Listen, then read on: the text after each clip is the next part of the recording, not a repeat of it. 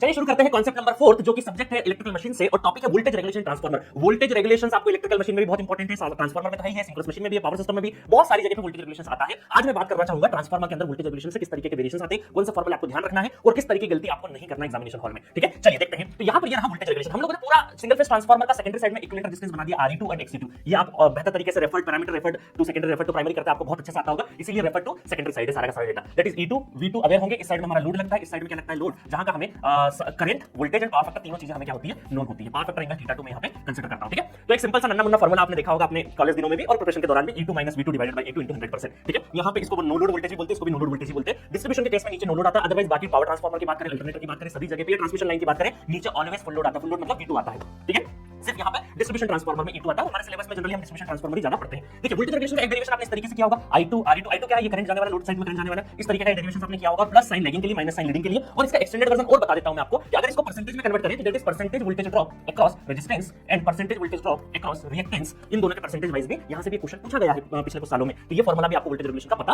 होना चाहिए। ठीक है, बाकी ध्यान रखना लैगिंग के लिए क्या, लीडिंग के लिए क्या है। उसके बाद एक फार्मूला और आता है पर यूनिट में। कई बार आपको ये सारा डेटा पर यूनिट में होता है और वहां से आपसे पूछा जाता है कि Re पर यूनिट दिया होता है, Xe पर यूनिट गिवन होता है, पावर फैक्टर एंगल गिवन होता है और आपसे पूछा जाता है कि बताइए वोल्टेज रेगुलेशन क्या है। वोल्टेज रेगुलेशन एक्चुअल में क्या होता है, इस यहां पर जो होने वाला ड्रॉप है that is drop is nothing but voltage regulation, क्योंकि this drop is E2 - V2, difference of E2 - V2 that is called this drop. Okay, और उसको हम E2 के टर्म्स में परसेंटेज टर्म में लिखते हैं तो परसेंटेज हो जाता है। ठीक है, आपको ध्यान रखना है। साथ में एक चीज का और ध्यान रखना है कि लोड क्या दे रखा है। अगर आपका half load 3/4 load other load given है तो आपको जैसे सपोज करो हाफ लोड दे रखा है तो 1/n की जगह आपको 1/2 पुट करना पड़ेगा, 1/2 पुट करना पड़ेगा। तो यहां पे पूरे वोल्टेज रेगुलेशंस में अगर हाफ लोड पूछा है तो 1/2 आगे मल्टीप्लाई करना पड़ेगा सारे फार्मूलों में। तो ध्यान रखना इस चीज का कि आपको जो करंट गिवन है या जो भी लोडिंग कंडीशन गिवन है वो कौन सी गिवन है। फुल लोड की है तो कुछ भी नहीं लगाना है, हाफ लोड होगा तो 1/n की जगह 1/2 लिखना रहेगा।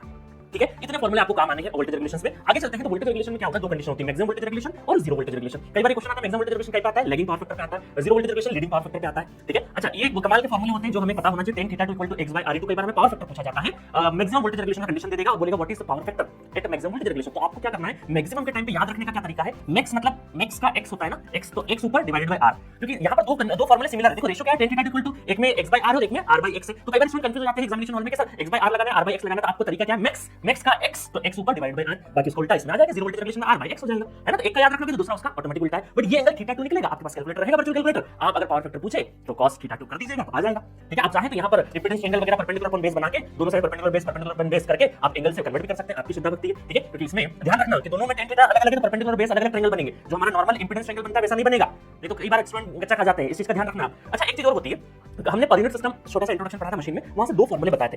Re पर यूनिट को लिखते हैं WCU copper loss full load divided by VA rated, की जो गिवन रेटिंग है वो उसका डिवाइड करते हैं तो Re पर यूनिट मिल जाता है। और एक फॉर्मूला और हमने देखा था ZD पर यूनिट मतलब VSC। VSC कौन सा वोल्टेज होता है,